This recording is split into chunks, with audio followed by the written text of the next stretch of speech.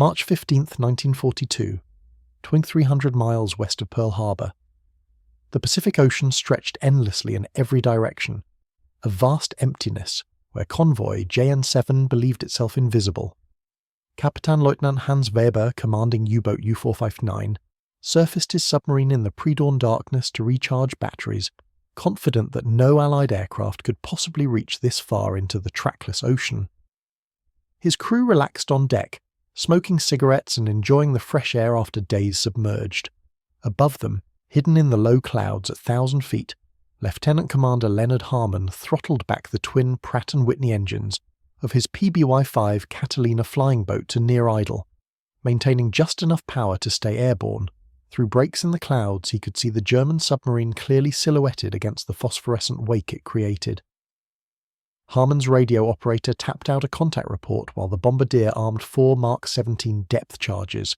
The Germans never heard the Catalina approach. Flying boats don't sound like fighters. They sound like distant thunder, if you hear them at all. By the time Weber's lookout spotted the massive shape emerging from the clouds, it was too late. 4 depth charges fell in perfect spacing straddling the submarine. The ocean erupted in white columns of water. U-459 survived this particular attack, crash diving before the charges detonated close enough to cause critical damage. But Weber's report to U-boat headquarters in Lorient, France reflected the shock of the encounter. We were found in the middle of nowhere. No land for 1,000 miles in any direction. The American flying boat appeared like a ghost. We believed ourselves beyond the range of any aircraft. We were wrong. In the Kriegsmarine's operations room, Admiral Karl Donitz read the report with growing concern. Other U-boat commanders were reporting similar encounters. The ungainly American flying boats, aircraft that German naval aviators had dismissed as obsolete before the war, were somehow finding submarines and convoys in the vastness of the Pacific and Atlantic Oceans. The PBY Catalina, with its awkward profile, painfully slow speed, and apparently primitive design, was becoming a strategic nightmare. German pilots called it the flying barn door, mocking its massive parasol wing and boat hull. Luftwaffe fighters shot them down with contemptuous ease whenever they encountered them.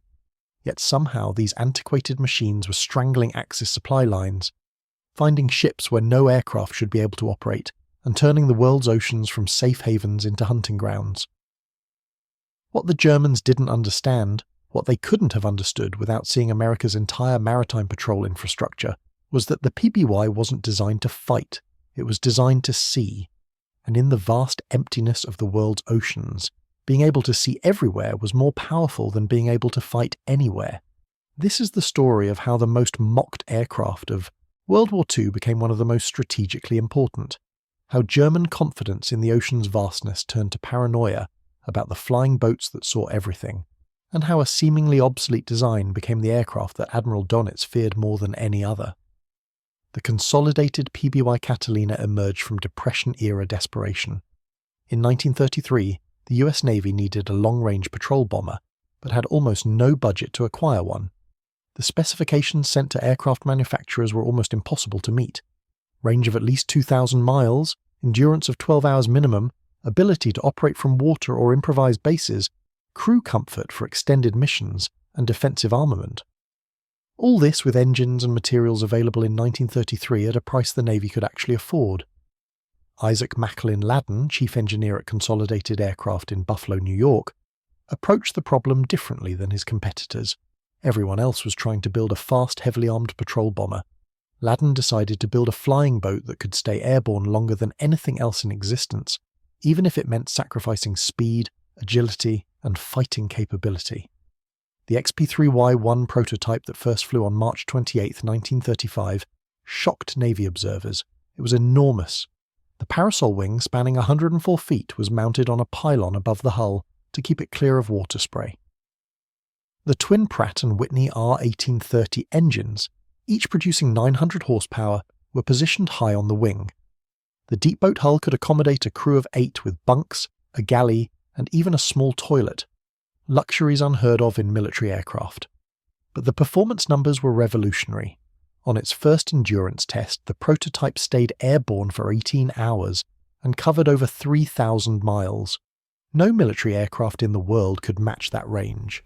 The Navy ordered 60 production models immediately, the largest peacetime aircraft order in American history to that point. When the first PBY-1 Catalinas entered service with VP-11F at Naval Air Station North Island in October 1936, naval aviators didn't know what to make of them. The aircraft was slower than most bombers, cruising at just 110 miles per hour. It was nearly defenseless, with only a single .30 caliber machine gun in the nose. It couldn't dogfight, couldn't outrun enemy fighters, couldn't do much of anything except fly enormous distances while burning fuel at a miserly rate. Lieutenant Commander James Russell, one of the first PBY squadron commanders, wrote in his fitness report for the aircraft, "The PBY-1 is not a combat aircraft in any traditional sense. It cannot fight its way into enemy territory or defend itself against determined attack. What it can do is see. It can patrol vast areas of ocean, stay on station for extraordinary periods, land on water to rescue downed airmen or investigate contacts, then fly home. In peacetime, this seems of marginal value.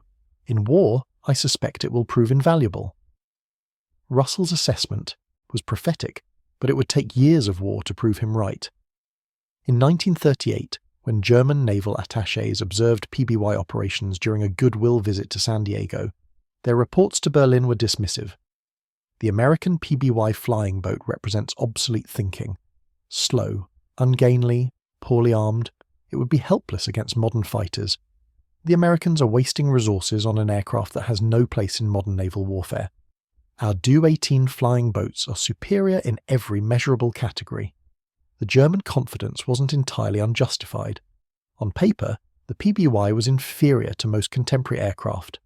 The Luftwaffe's Dornier Do-18 flying boat was faster, better armed, and more modern in design. The British Short Sunderland flying boat was larger, carried more armament, and had better defensive capabilities. The Japanese Kawanishi H-6K flying boat was faster and had longer range. But the PBY had three advantages that weren't apparent from specifications alone. First, it was cheap. At $90,000 per aircraft in 1939, it cost less than half what comparable flying boats cost. Second, it was reliable. The Pratt & Whitney engines were bulletproof, the airframe was simple and robust, and the systems were deliberately unsophisticated. Third, and most importantly, it was manufacturable in vast quantities. The design used no exotic materials, required no specialized tooling, and could be built by semi-skilled workers. By 1939, Consolidated was producing PBYs at a rate that astonished foreign observers. The Soviet Union ordered 150 for their Pacific Fleet. Britain ordered hundreds under the name Catalina, which eventually became the universal designation. Canada, Australia, New Zealand, and even the Dutch East Indies placed orders. The US Navy alone wanted 500 aircraft. German naval intelligence monitoring this production surge couldn't understand it. Why were the Americans building so many obsolete aircraft? The answer lay in a strategic concept that Germany never fully grasped. The United States Navy understood that in the coming war, the Pacific Ocean would be the primary theatre, and whoever could see across that ocean would control it. Fighting wasn't the primary problem, finding the enemy was. When Germany invaded Poland in September 1939, the PBY equipped 14 US Navy patrol squadrons. By the time of Pearl Harbor in December 1941, that number had grown to 26 squadrons with over 300 aircraft. These squadrons were scattered across the Pacific from Alaska to Panama, from Hawaii to the Philippines. They practiced long-range navigation, dead reckoning over featureless ocean, celestial navigation, and most importantly, systematic search patterns that could cover vast areas of empty sea. Ensign Wesley Edwards, a PBY pilot with VP-23 based in Hawaii, flew his first real patrol mission on December 8, 1941, the day after Pearl Harbor.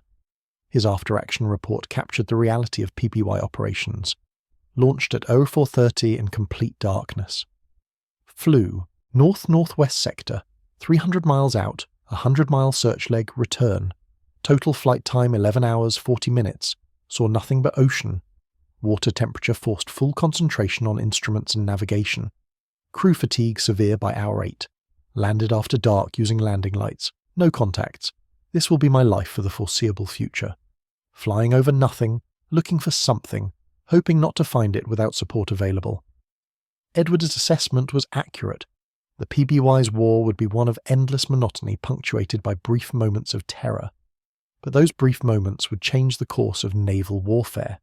The Battle of Midway in June 1942 provided the first clear demonstration of the PBY's strategic value.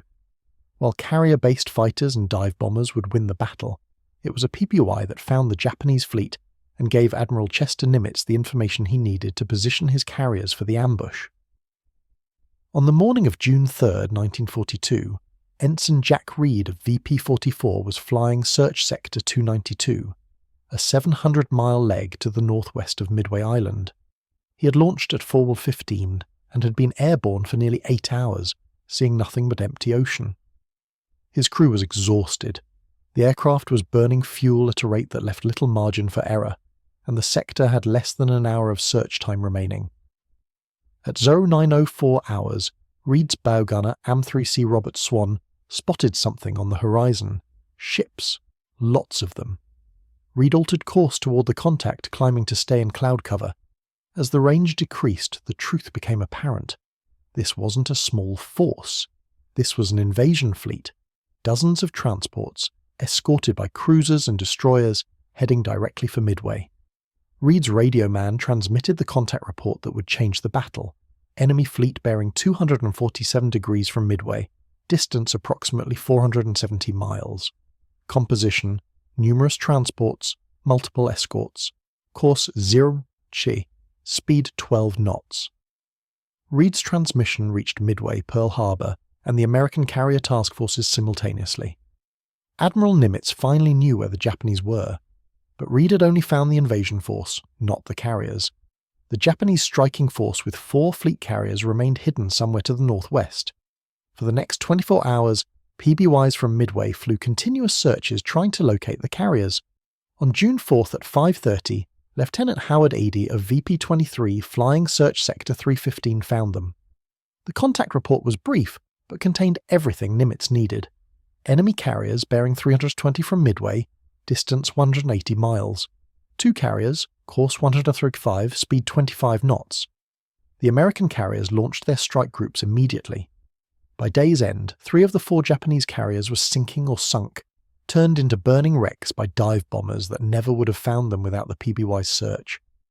But the Catalina's contribution at Midway went beyond reconnaissance. On the night of June 3-4, Lieutenant William Richards of VP-44 conducted the first successful night torpedo attack in US Navy history, flying his PBY through intense anti-aircraft fire to hit the Japanese tanker Akebono Maru with a Mark 13 torpedo. The attack did minimal damage, but it demonstrated that even the defenseless flying boats could strike back under the right conditions. In the Kriegsmarine's headquarters in Berlin, Admiral Donitz read translated American combat reports from Midway with growing alarm. The Americans were using flying boats as long-range reconnaissance platforms in a way Germany had never conceived. The Luftwaffe's flying boats were intended as combat aircraft. The American PBYs were intelligence gatherers that occasionally dropped bombs. After Midway, Donitz issued orders to all U-boat commanders.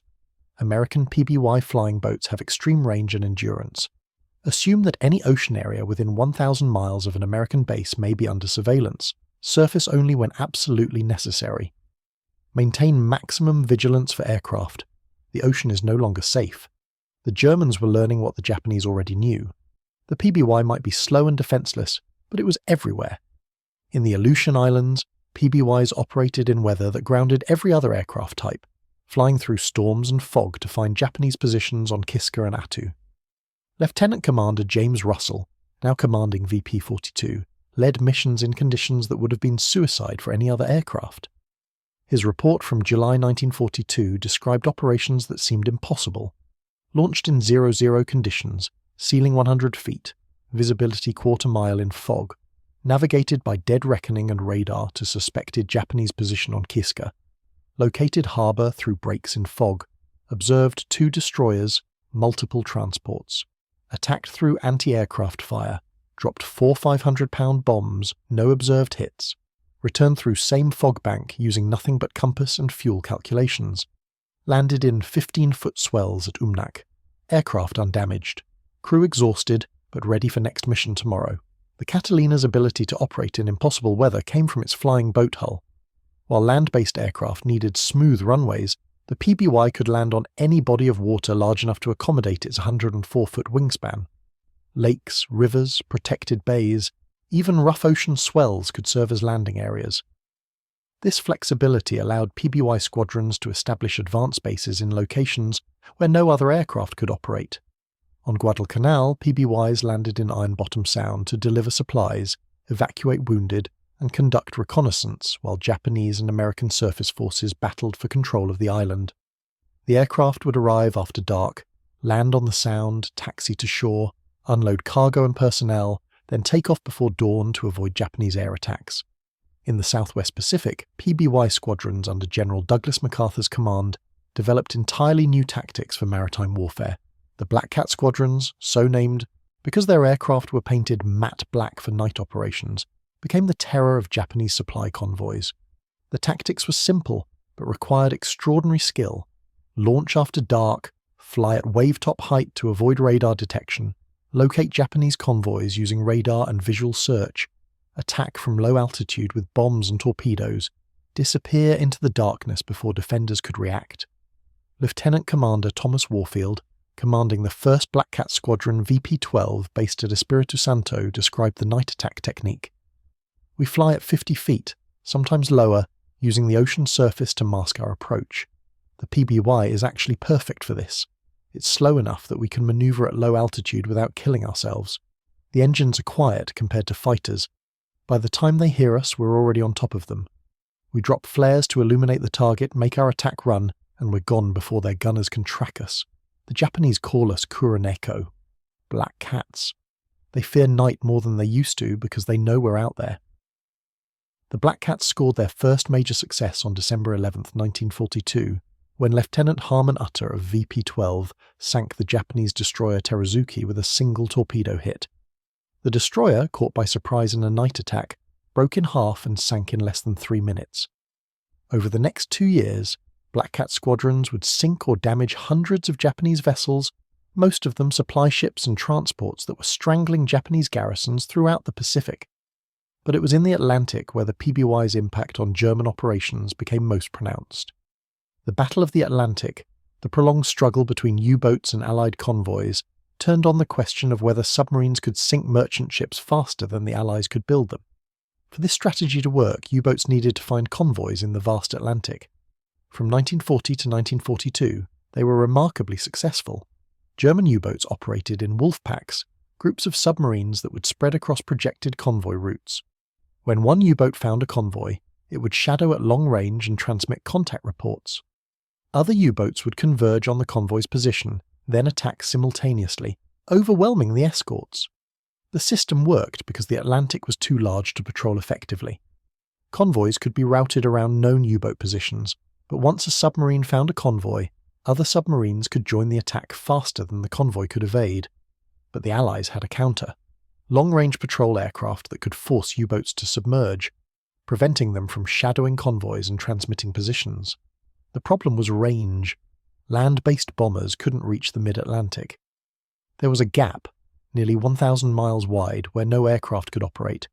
U-boats called it the Black Pit, and it was where most Allied shipping losses occurred. The PBY Catalina couldn't close the gap, but it could narrow it. With maximum fuel load and careful power management, PBYs could patrol up to 700 miles from their bases, covering vast areas of ocean that had been safe havens for U-boats. VP-73 based in Iceland, VP-84 in Newfoundland, and RAF Catalina squadrons operating from Northern Ireland began systematic patrols of the Atlantic approaches in 1942. The tactics were different from the Pacific. In the Atlantic, the goal wasn't to sink U-boats, which were extraordinarily difficult targets for aircraft, but simply to force them to submerge.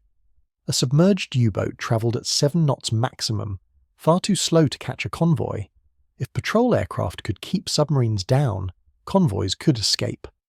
Flight Officer John Cruikshank of RF-210 Squadron flying Catalinas from Sullom Voe in the Shetland Islands exemplified the courage required for Atlantic patrols. On July 17, 1944, Cruikshank was on his 48th operational patrol when his Catalina encountered U-347 on the surface 300 miles north of Iceland. The U-boat's captain, Oberleutnant Zurzi Johann de Boer, saw the approaching Catalina and made the fatal decision to fight rather than dive. His flak gunners opened fire at 2,000 yards. The Catalina's approach was steady, boring in through a curtain of 20mm and 37mm fire. Cruikshank held course even as shells tore through the aircraft's hull. His navigator was killed instantly. His flight engineer was severely wounded. Cruikshank himself took shrapnel wounds to 72 different locations on his body. But he held the attack run, dropped 6 depth charges in perfect spacing, and saw them straddle the submarine. U-340 was mortally wounded, flooding through multiple hull breaches. De Boer managed to keep the submarine on the surface long enough for his crew to abandon ship before it sank. Cruikshank, bleeding severely and partially blind, flew the damaged Catalina 300 miles back to Solomvo, with one engine failing and structural damage that should have made the aircraft unflyable. He refused morphine because he knew it would cloud his judgment. He talked his co-pilot through the landing approach while barely conscious. The Catalina ditched just short of the runway. Cruikshank still at the controls. He survived. His Victoria Cross citation, Britain's highest award for valour, noted that his actions were typical of Catalina crews throughout the Atlantic campaign. Courage was common. The aircraft that could absorb such punishment and continue flying was unique. German U-boat commanders developed a healthy respect for the Catalina that bordered on fear. The aircraft appeared where submarines believed themselves safe.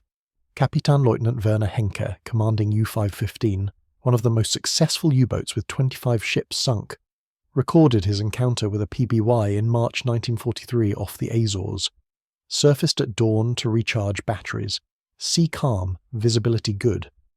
At 06S20, Lookout reported aircraft approaching from the south. Initially believed it was a Sunderland, but silhouette was wrong. Recognized American Catalina at 4,000 meters. Ordered dive, but the flying boat was faster than anticipated.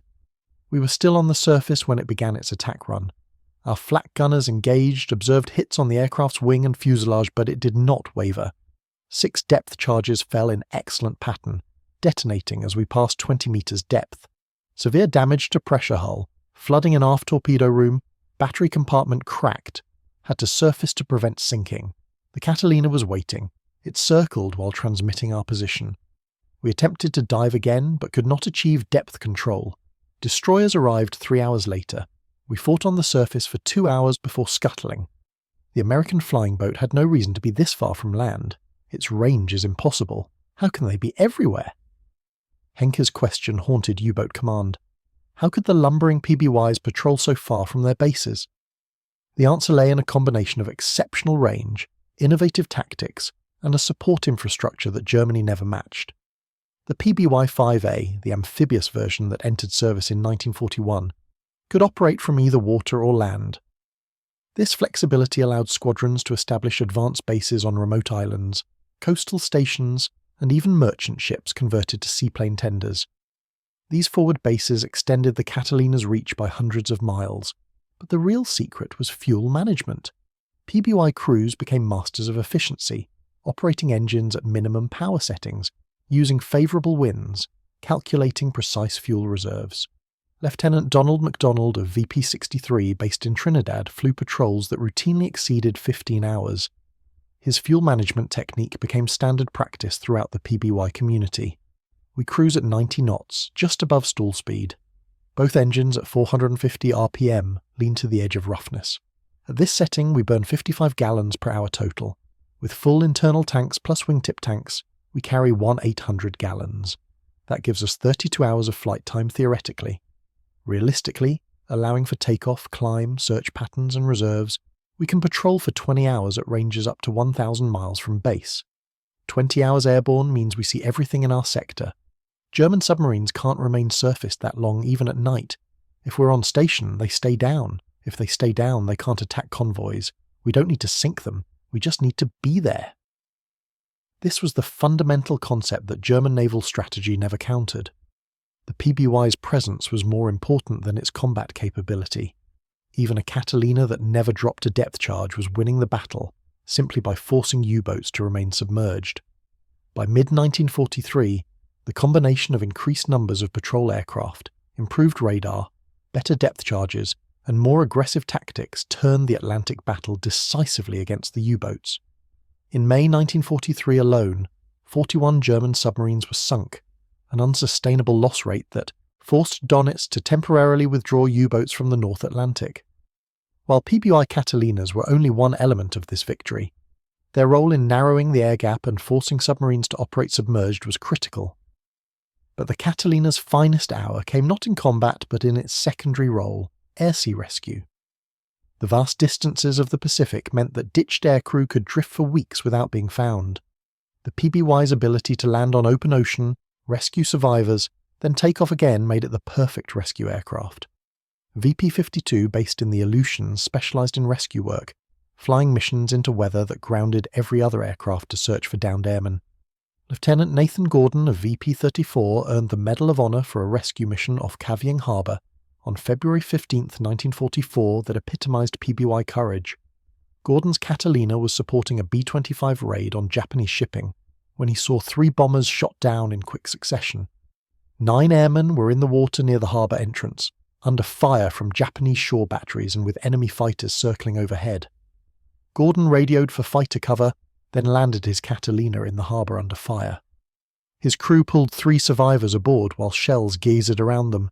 He took off under full power, climbed to 50 feet, flew to a second crash site 2 miles away, landed again, rescued 3 more airmen while his bowgunner returned fire against shore positions, took off under fire, spotted a third group of survivors, landed a third time despite his aircraft now being holed in multiple places and taking water, rescued the final 3 airmen, then nursed the overloaded and damaged Catalina back to base with 15 men aboard an aircraft designed for 8. The entire rescue took 27 minutes. Gordon's citation noted that he landed under fire 3 times, rescued 9 men who would have certainly been captured or killed, and did so in an aircraft that had no business landing in a combat zone. But that was what PBY crews did. They went where they were needed regardless of the danger. By 1944, as American forces advanced across the Pacific, PBY squadrons established a network of air-sea rescue stations that covered virtually the entire theatre. Dumbo missions, named after the flying elephant, became standard procedure. Every major strike would have PBY aircraft positioned at intervals along the route, ready to pick up downed airmen. The psychological impact on American pilots was enormous.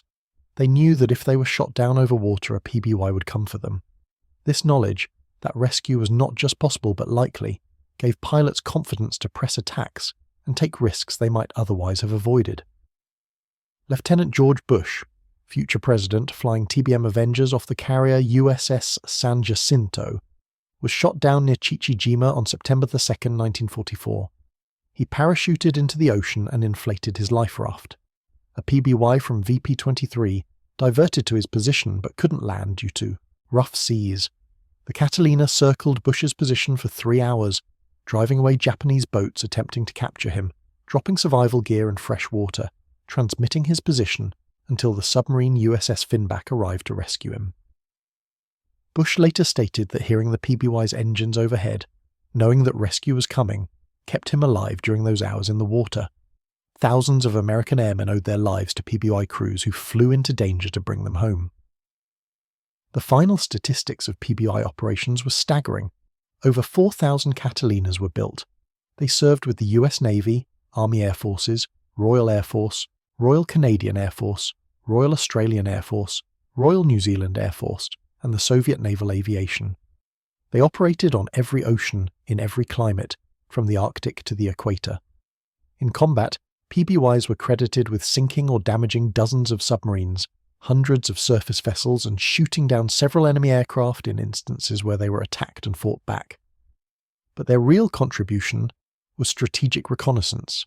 PBY squadrons flew millions of miles of patrol, covering vast ocean areas, finding enemy forces, tracking their movements, providing the intelligence that allowed naval commanders to position their forces effectively.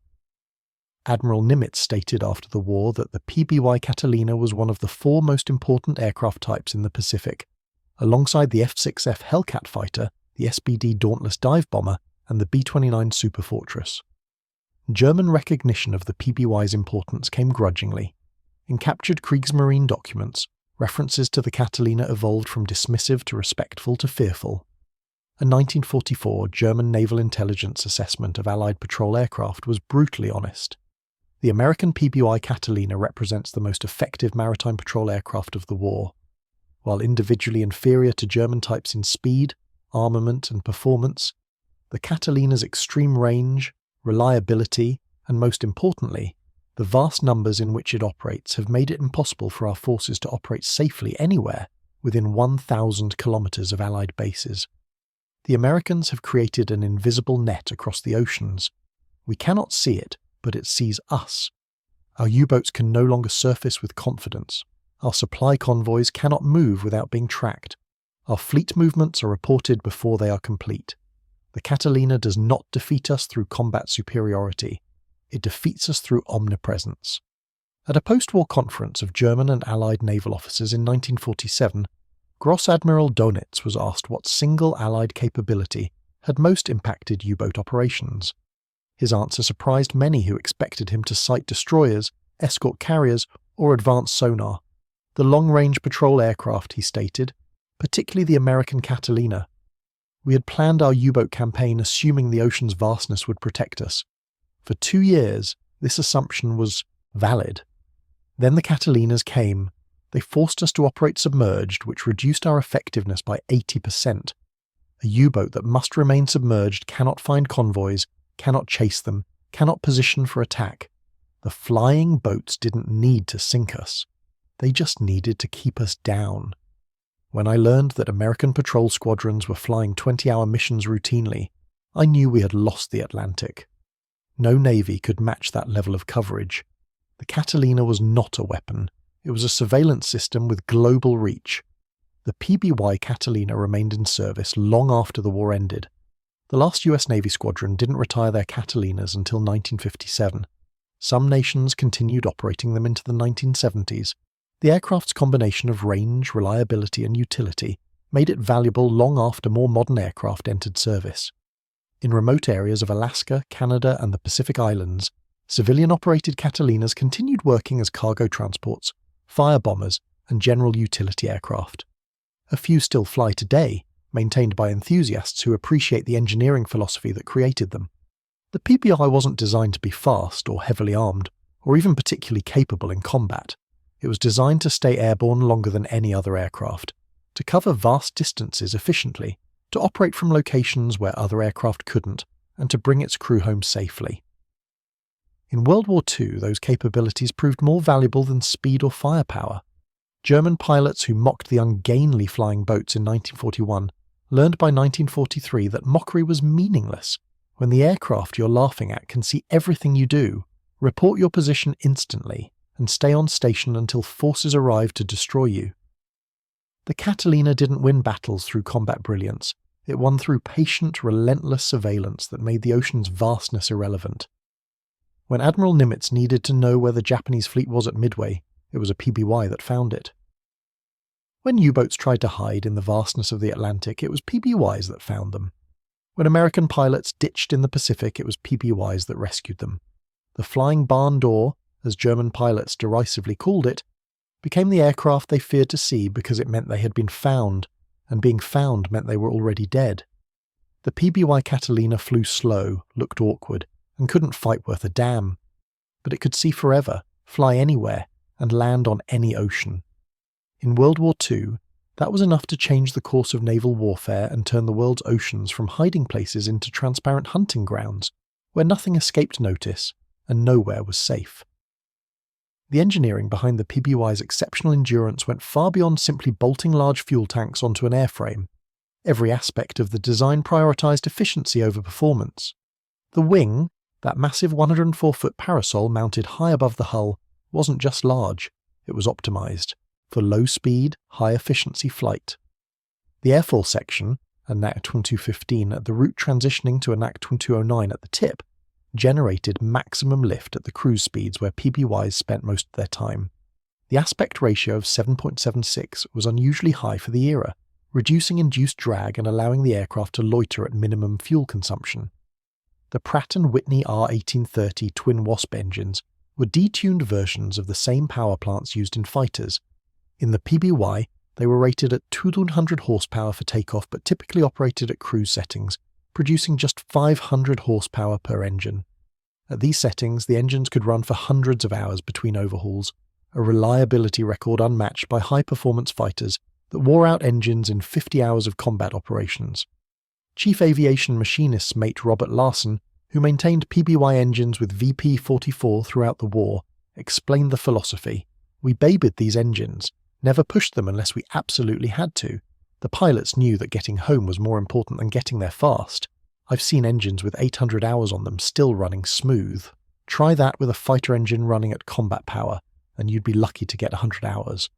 These twin Wasps were nearly indestructible if you treated them right. The fuel system was equally ingenious.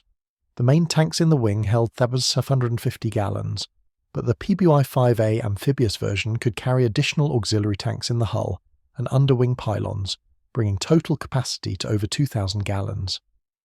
More importantly, the fuel management system allowed pilots to transfer fuel between tanks, maintaining proper centre of gravity throughout the mission.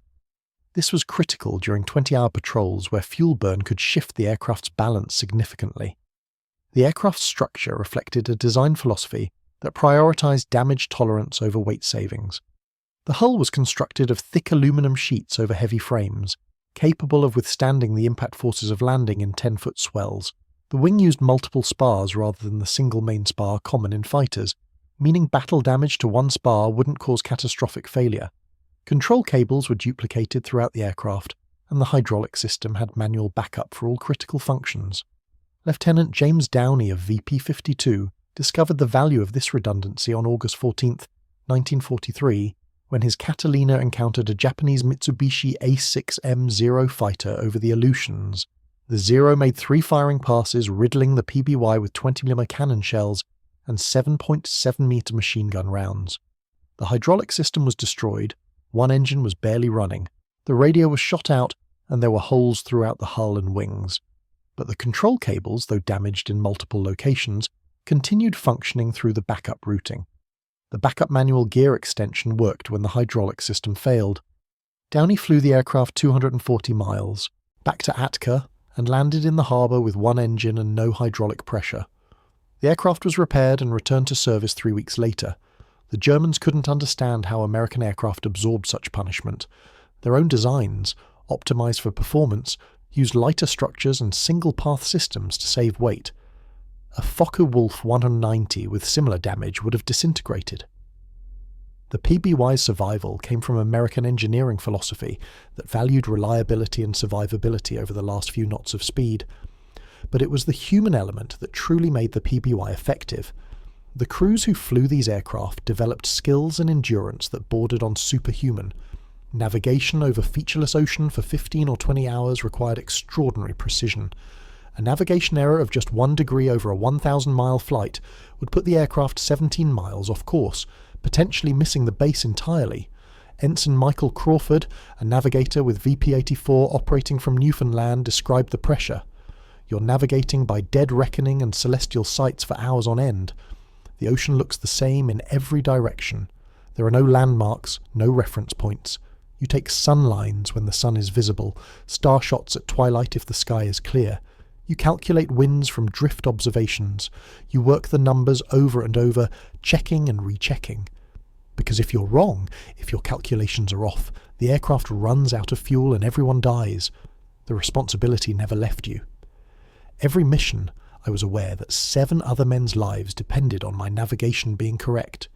The physical toll of these missions was severe. Sitting in unpressurized aircraft at altitude for 20 hours caused decompression sickness, fatigue, and severe cold injuries. The PBY's heaters were marginal at best. Crew members at waist gun positions often suffered frostbite during winter patrols over the North Atlantic and Aleutians. The noise level from the engines was physically painful, and long-term hearing damage was universal among PBY veterans. The monotony was equally challenging, hour after hour of staring at empty ocean, fighting to stay alert, knowing that the one moment you looked away might be when the enemy appeared. Aviation Radio Man Second Class. Thomas Burke described a typical patrol from Iceland in November 1943. 22 hours airborne. We launched in darkness, flew the outbound leg, seeing nothing but grey ocean under grey sky.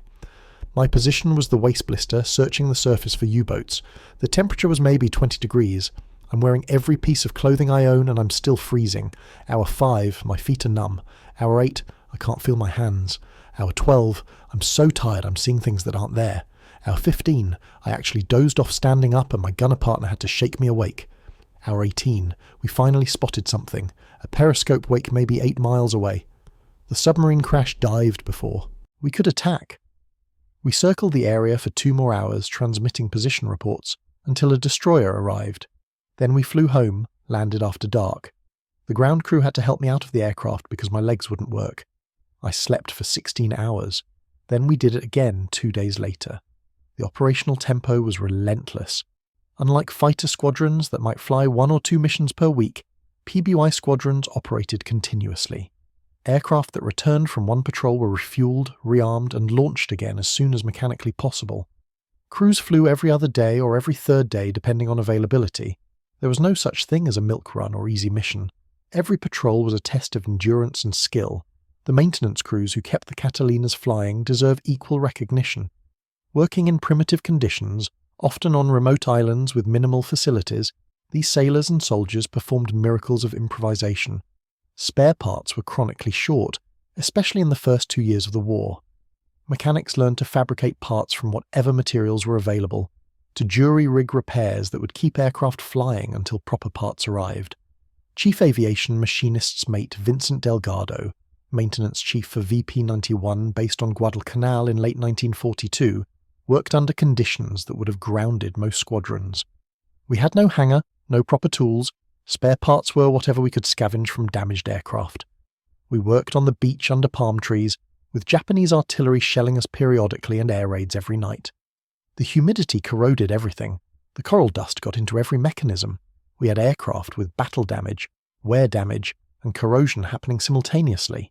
I had mechanics standing in hip-deep water making engine changes because that's where the aircraft were. We kept 12 PBYs operational through 2 months of combat. I lost 3 men to artillery fire and 2 to disease. But we kept those aircraft flying. The intelligence gathered by PBY patrols was often more valuable than any bombs they dropped. Every sighting, every contact, every observation of enemy activity fed into the larger intelligence picture. Over time, this information allowed Allied commanders to understand Japanese and German operational patterns, to predict their movements, to position forces for maximum effect. Commander Edwin Layton, Admiral Nimitz's intelligence officer, stated after the war that PBY reconnaissance reports were critical to virtually every major operation in the Pacific. The Japanese couldn't move without us knowing. Their fleet movements, their convoy routes, their supply schedules, we knew all of it. And we knew it because PBYs were everywhere, seeing everything, reporting everything. The Japanese tried using clouds for cover, tried moving only at night, tried everything to avoid detection. It didn't matter. The Catalinas would find them. By 1944, the Japanese Navy had largely abandoned daytime surface operations in areas where American air power operated. They moved only at night, and even then they knew the black cats were hunting them. The Germans faced the same problem in the Atlantic. By late 1943, U-boats that surfaced in daylight in the North Atlantic could expect to be spotted within hours. The combination of increased PBY patrols, improved radar, and better coordination between patrol aircraft and surface forces meant the ocean was no longer opaque. Captain Lieutenant Heinz Schaefer, commanding U-977, described the paranoia that set in among U-boat crews. Every day on the surface felt like Russian roulette. You knew aircraft were out there. You knew they had radar that could see you beyond visual range. You knew they had weapons that could kill you, so you surfaced only at night, stayed up only as long as absolutely necessary to charge batteries and ventilate the boat, and you kept lookouts scanning constantly. Even then, you weren't safe. The American flying boats operated at night too. We called them the ghosts because you never knew they were there until the depth charges started falling. The strain broke men. We had experienced commanders who became paranoid, who refused to surface even when necessary, who made bad decisions out of fear. The Americans didn't have to sink us. The fear of being found, the constant knowledge that invisible eyes were watching, that was enough to destroy effectiveness. The PBY's impact extended beyond direct combat operations. In the vast Pacific theatre, The Catalina became the primary transport for high-priority cargo and personnel to locations without proper airfields. General Douglas MacArthur used PBYs for reconnaissance of potential landing sites before amphibious operations. Navy construction battalions, the Seabees, relied on PBY transport to reach remote islands and assess them for base development. Coast watchers, the brave Allied personnel who remained behind enemy lines on Japanese-occupied islands, depended on PBY supply runs for food, medicine, and radio equipment. These missions, flown at night and often under fire, were extraordinarily dangerous. The aircraft would land in small harbours or protected bays, deliver supplies, evacuate wounded or extract personnel, then take off before Japanese forces could respond. Lieutenant William Painter of VP-34 specialised in these clandestine missions throughout 1943 and 1944. We'd get coordinates for a pickup point on some island behind enemy lines. We'd fly in after dark at wavetop height to avoid radar, find the island by dead reckoning and visual navigation, land in a cove maybe 400 yards wide with rocks on both sides. The coast watchers would paddle out in canoes. We'd take on passengers, usually wounded Australian soldiers or downed airmen, hand over supplies, and get out as fast as possible. The Japanese knew these operations were happening and they'd set ambushes.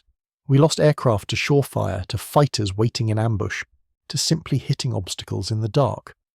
But we kept doing it because those coast watchers were providing intelligence that saved thousands of lives. The medical evacuation role became increasingly important as the war progressed. The PBY's spacious hull could accommodate multiple stretchers, and its ability to land near forward positions meant critically wounded men could reach hospitals hours or days faster than by ship.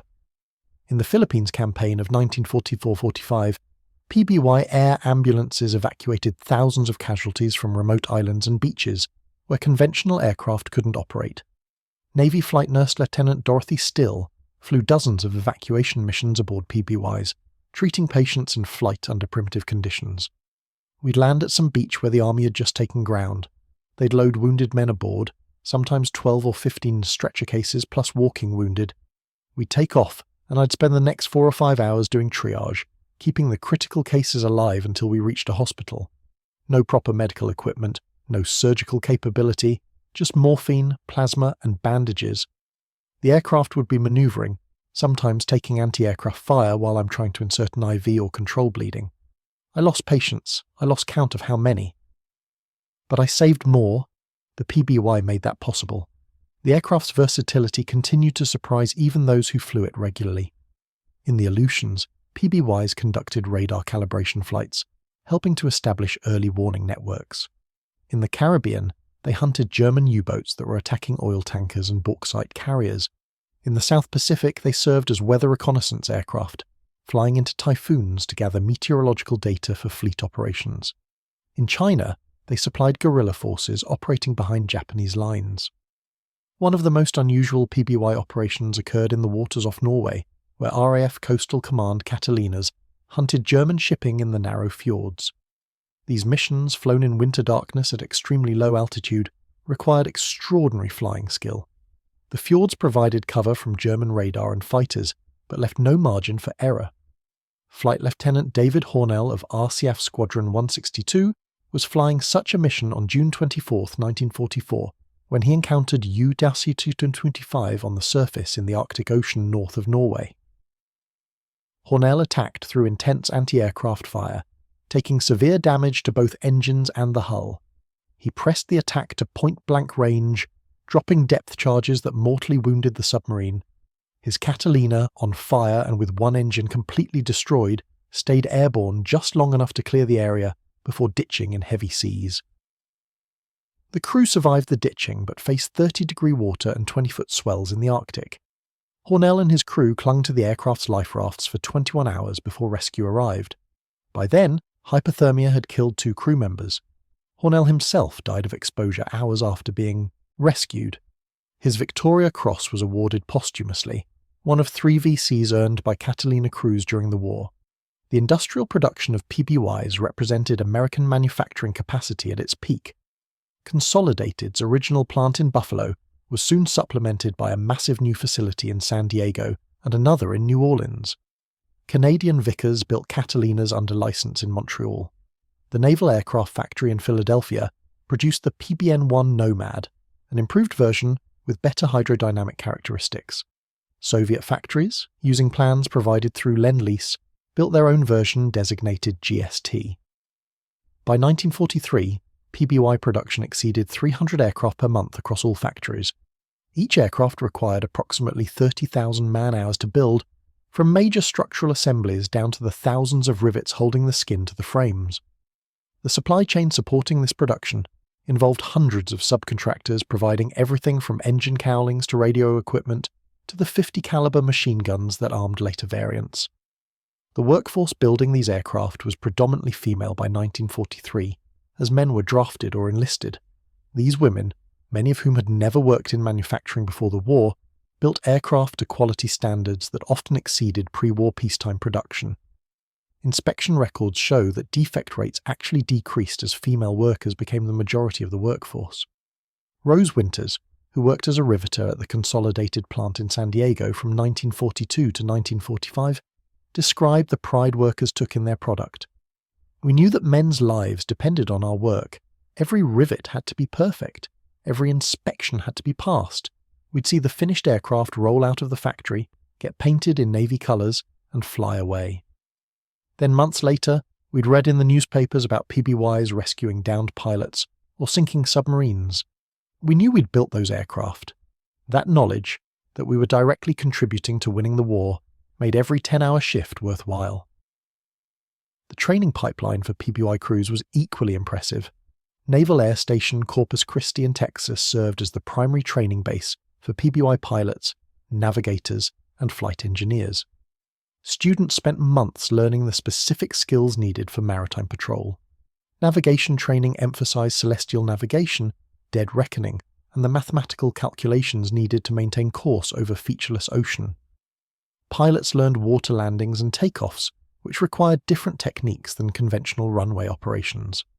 Radio operators learned to maintain communications over vast distances using high-frequency radios. By 1944, the training syllabus for PBY crews exceeded 800 hours of instruction before a crew was considered combat ready. This was double or triple the training time for many other aircraft types, but the investment paid off in reduced losses and more effective operations. Well-trained crews made fewer navigation errors, performed better maintenance, and had higher survival rates when they encountered enemy forces. The ultimate vindication of the PBY's design philosophy came not from combat records, but from the simple fact that it kept flying long after more modern aircraft were retired. The last operational US military PBY wasn't retired until 1967, used by the Argentine Navy for search and rescue. Civilian operators continued using Catalinas for decades after that. Several remain airworthy today, nearly 90 years after the first prototype flew. In Alaska, Canada, and the Caribbean, PBYs served as bush planes, carrying cargo and passengers to locations without airfields. Their ability to land on lakes, rivers, and protected ocean bays made them invaluable in roadless wilderness areas.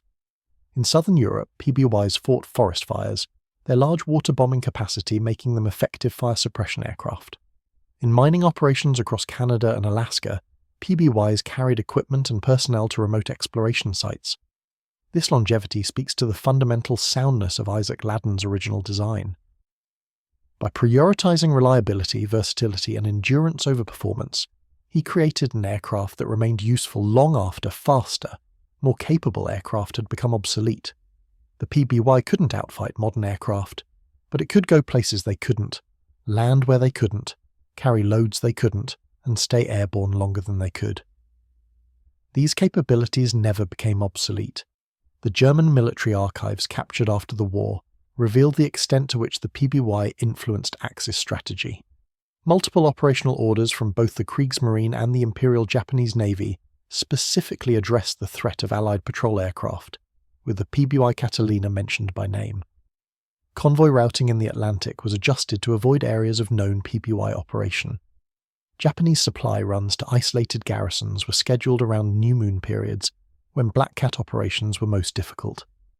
U-boat patrol areas were restricted to regions beyond maximum PBY range from Allied bases.